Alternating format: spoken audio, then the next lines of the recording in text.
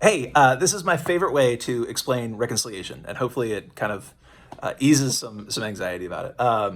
Have you ever seen someone hold a baby? Maybe yourself, maybe you've held a baby, but when people hold babies, they instinctually pull them close, right? They instinctually like will just cuddle and coddle the baby. They'll bring them close to their faces. Like even if it's a stranger holding your baby, they don't have personal bubbles, and so people just immediately hold the baby and they bring it in close and they'll like a nose to nose, like eyelash to eyelash, with this beautiful little baby because they're good and they're innocent and they're lovely and like you can just love them. There's little bundles of love and joy and so good. The same thing happens kind of in our lives. Like we gain personal space and boundaries and bubbles as we get a little bit older, right? But with the people that we love, it's so beautiful and it's such a gift to be close to them, right? To hug your parents or to hug your grandparents or to be close to your best friend or to your sibling, right? Like to the people that we love, it's so good to be close to them. But sometimes life happens and we get into arguments and you don't feel like hugging somebody in an argument. Or people have to travel and we get separated and work happens and deployments happen and family moves. And so you're away from people for a long time. Same thing happens with God, right? Like there are times when we get separated from God.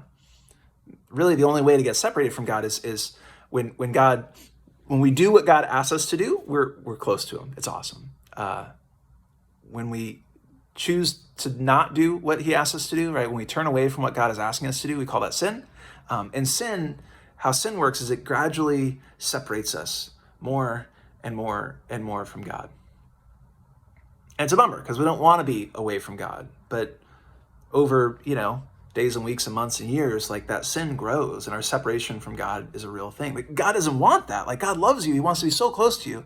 And so God gave us a way to close that gap, right? To forgive the sin, to get rid of the sin, and to come back close to God. We call it reconciliation. It's an awesome word. It comes from a Latin root, and you can break it down into its kind of constituent parts. Re, right, to do again. Con, to come together. Cilia, eyelashes. Or little tiny hairs is what cilia means. And then shun is a word like to do a thing, to do an action, right?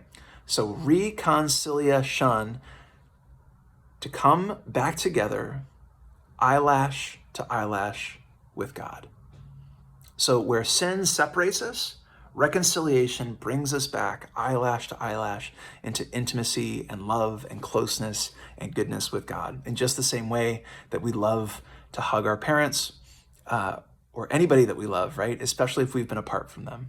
It feels so good and it's such a blessing. That's what reconciliation is. So don't be afraid of it. Don't be nervous about it. It's a beautiful gift. It's a beautiful, beautiful healing sacrament of joy. It's a sacrament that brings us back into intimacy with God, which is the best possible place, right? So don't feel yucky about it. Don't worry about it. Enjoy. And God bless. All right, bye.